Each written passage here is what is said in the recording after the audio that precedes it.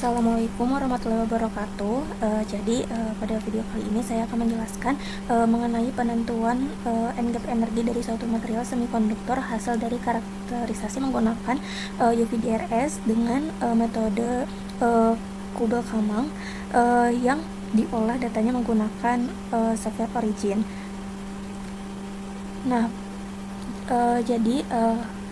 karakterisasi sifat optik suatu material sangat penting dalam pengembangan berbagai aplikasi teknologi seperti sel surya, fotokatalisis, dan perangkat optoelektronik. Salah satu parameter utama dalam studi sifat optik material adalah energi gap atau band gap, yaitu selisih energi antara pita valensi dan pita konveksi. Nah, nilai EG ini menentukan batas minimum energi foton yang dapat diserap oleh material yang menghasilkan eksitasi elektron. Oleh karena itu, penentuan nilai EG menjadi langkah penting dalam mengevaluasi performa optik suatu material. Nah, untuk material dalam bentuk padatan seperti serbuk atau padatan lainnya menggunakan metode Kuppel-Kalman. Nah, metode Kuppel-Kalman ini merupakan salah satu pendekatan yang umum digunakan dalam spektroskopi reflektansi difus. Nah, metode ini tuh memungkinkan transformasi data reflektansi menjadi fungsi serapan semu yang kemudian dapat digunakan untuk menghitung nilai bandgapnya.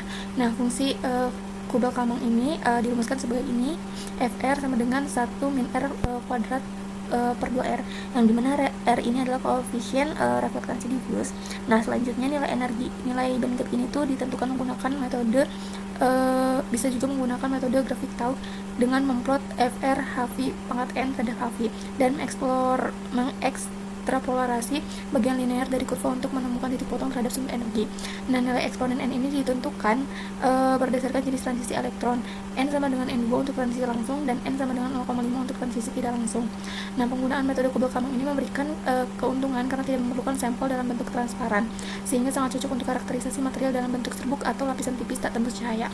Nah, dengan kemudahan dan keandalannya, metode ini banyak digunakan dalam berbagai penelitian material fungsional termasuk logam oksida dan senyawa semikonduktor. Oke, jadi di sini kita udah dapat data yang diketahuinya, yaitu ada wavelengthnya sama reflektansinya. Nah, di sini kita copy aja.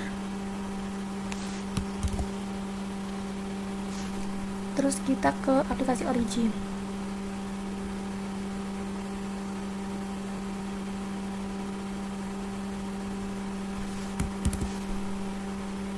Oke, jadi ini adalah data yang akan kita gunakan dalam pengolahan data kali ini. Jadi ini adalah panjang gelombang dalam satuan nanometernya sama reflektansinya dalam satuan persennya. Ini adalah data yang sudah kita ketahui dan sekarang kita akan mencari data-data ini. Wavelength ini yaitu hasil pengukuran dari UV-DRS-nya. Ini juga ada reflektansi.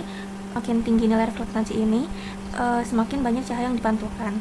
PHV ini adalah energi foton. Dihitung pada panjang gelombang. Terus di sini ada R, yaitu rasio reflektansi dalam bentuk desimal. Dan si K ini merupakan transformasi dari metode Kuppel-Kalman-nya. S ini adalah konstanta model Kalman. Fr ini merupakan fungsi Kuppel-Kalman yang digunakan untuk mengkonversi reflektansi menjadi nilai yang proporsional terhadap koefisien absorbansi. Kemudian ini yang kita pakai merupakan perkalian hasil fungsi Kuppel-Kalman dan energi HV ini atau fotonnya. Nah, nanti dari grafik ini kita akan menentukan bandgapnya.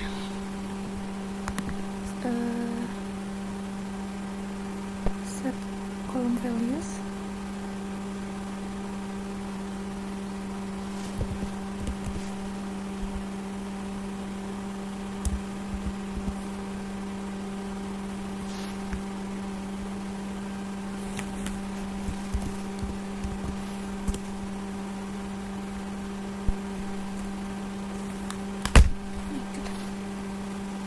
Kita lakukan hal yang sama menggunakan rumus ini.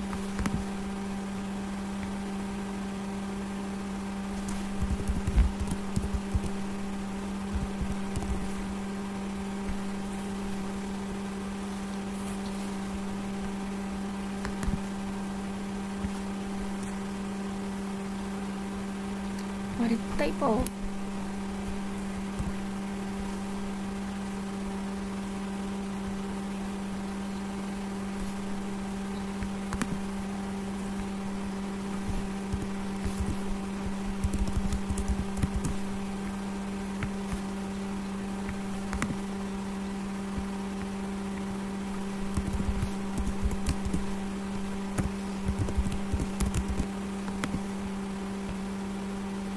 Ini data yang terakhir.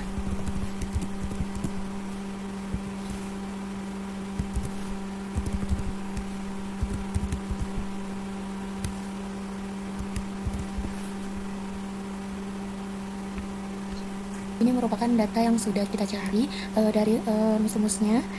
Di sini sudah menentukan E-nya, EHV-nya, RKS, FR sama FRHV pangkat 2-nya. Jadi di sini kita akan memplotkan energi fotonnya dengan yang FRHV pangkat 2-nya. Ini kita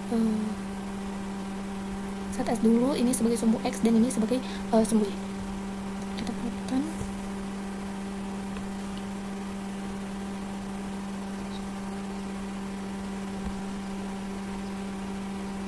Nah, untuk menentukan kitanya, kita ke nolin dulu sumbu X-nya. Sumbu X ini.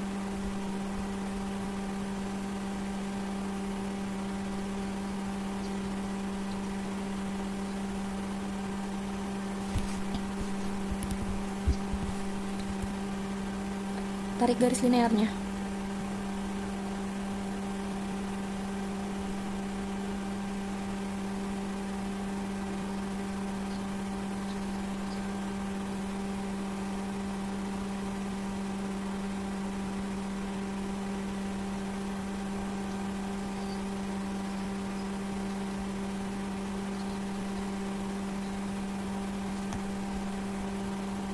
Terus kita screen reader.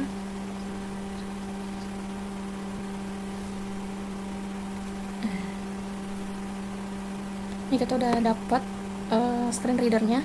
Di sumbu X nya tuh 2,98, kalau di sumbunya tuh 0,01. Data bandgapnya tuh kita didapat di 2,98.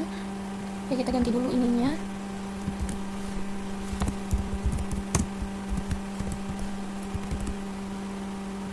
Data bandgapnya itu di 2,98. Mungkin itu saja yang dapat saya sampaikan. Jika ada kesalahan mohon dimaafkan. Assalamualaikum warahmatullahi wabarakatuh.